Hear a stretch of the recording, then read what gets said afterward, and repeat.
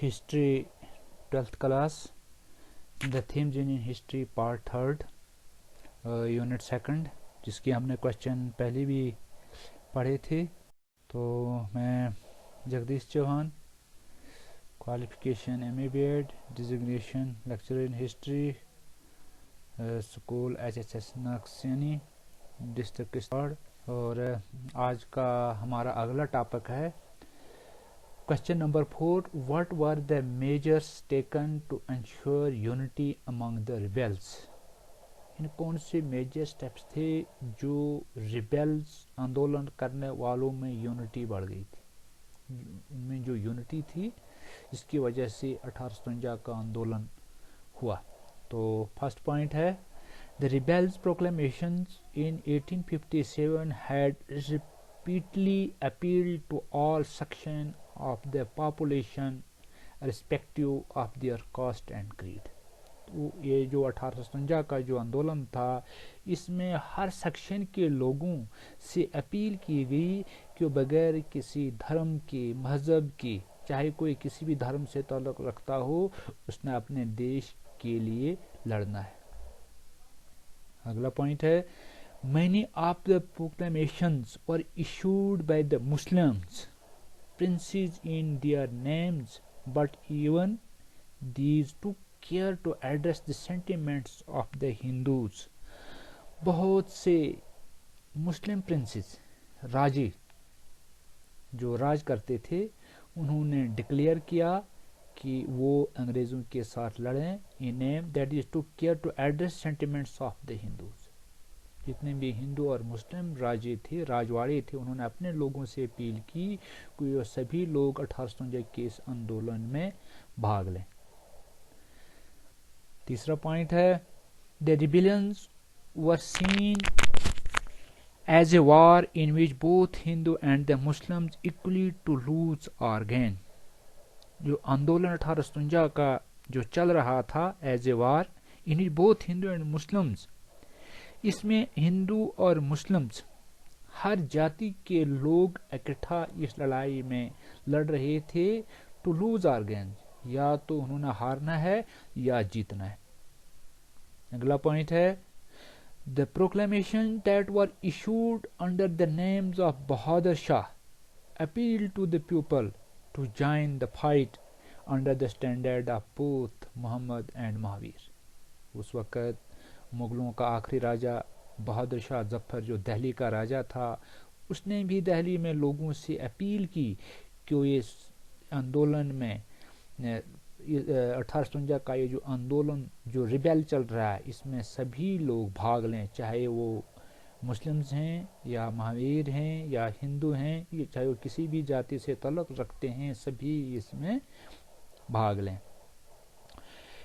अगला पॉइंट है it was remarkable that during the uprising religious division between Hindu and the Muslims were hardly noticeable despite British attempts to create such division. अंग्रेज़ों ने हिंदू और मुस्लिम जाति को आपस में भेदभाव पैदा करने के लिए बहुत से कार्यक्रम चलाए. उन्होंने हिंदुओं के लिए 50,000 रुपया अलग से खर्च किया कि इनमें कोई डिवीज़न हो जाए, भेदभाव पैदा हो. उन्होंने बहुत कोशिश की हिंदू और मुस्लिम लोगों को आपस में लड़ाने के लिए ताकि उसका फ़ायदा उठा सके, लेकिन ब्रिटिश लोग इसमें कामयाब नहीं हुए. अगला पॉइंट है They condemned the British for the annexations they had carried out and the treaties they had taken. Britishers ने हिंदुस्तान में जो राजवाड़े थे, जो राजे महाराजे थे, उनके साथ समझौते किए थे, संधि की थी, जिस संधि में इन्होंने कहा था कि कोई भी दूसरा राजा अगर आप पर अटैक करता है तो हम आपकी सहायता करेंगे, हम आपको अपनी फौज भी दे देंगे. लेकिन ये भी उन्होंने घोषणा की थी और उनको आपने अंडर रखा था कि वो उनकी हेल्प करेंगे. लेकिन जब बाहरी आक्रमण उन पर हुआ, उस वक़्त अंग्रेज़ों ने उनका साथ नहीं दिया, जिसकी वजह से उनका विश्वास अंग्रेज़ों पर ख़त्म हो गया और वो भी इस आंदोलन में आ गया. और बहुत सी जगह इन्होंने कब्ज़े कर लिया था. एक तो सिंधी में जो समझौता हुआ था वो पूरे भी नहीं किए, और बाद में آہستہ آہستہ ان پر قبضہ کر لیا، جس کی وجہ سے جتنے بھی راجواڑے تھے، جو راجے مہاراجے تھے، وہ سبھی انگریزوں کے خلاف ہو گئے۔ جیسے سبسیڈیری سسٹم انہوں نے چلایا تھا کہ یہ جو راجواڑے تھے ان کے ساتھ سندھی کر کے یہ بھی کہا تھا کہ ہم آپ کی سہایتا کریں گے، ہم آپ کی فوجی مدد دیں گے، لیکن یہ بھی کہا تھا کہ اگر آپ کوئی راجہ اگر جس کی کوئی اولاد نہ ہو، جس کا کوئی بیٹا نہ ہو، اگر اس کی مرتیو ہو جائے تو وہ راجواڑہ سیدھا انگریزوں کا ہو جائے گا۔ تو اس کی وجہ سے بھی جتنے بھی ہندوستان کے جو چھوٹے راجواڑے تھے وہ سبھی انگریزوں کے خلاف تھے، اور 1857 کی لڑائی میں وہ بھی آگے آئے تھے۔ اگلا پوائنٹ ہے what enraged people was how British land revenue settlements had dispossessed the landholders۔ انگریزوں نے جو لینڈ ریونیو جو سسٹم چلایا تھا، لینڈ ریونیو کلیکٹ کرنے کا جو وہ بالکل ختم ہو گیا تھا، لوگوں نے لینڈ ریونیو دینے سے بھی انکار کر دیا۔ The landholders, both big and small and foreign commerce, had driven artisans and weavers were ruined۔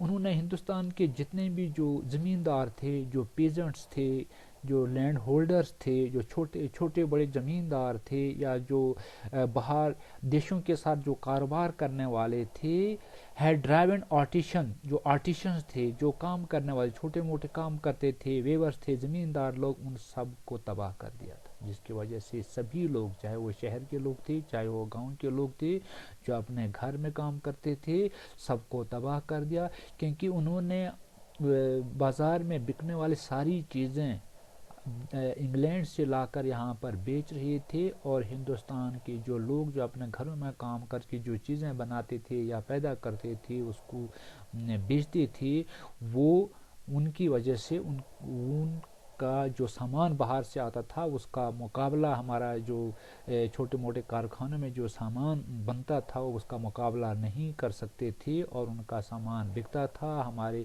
لوگوں کا جو ہندوستان کے لوگوں کا جو سامان تھا وہ نہیں بکتا تھا، جس کی وجہ سے یہاں کے جو زمیندار لوگ تھے، جو چھوٹے کاروباری لوگ تھے، جو ویورز تھے، وہ تباہ ہو گئے، اور وہ لوگ بھی انگریزوں کے خلاف ہو گئے تھے۔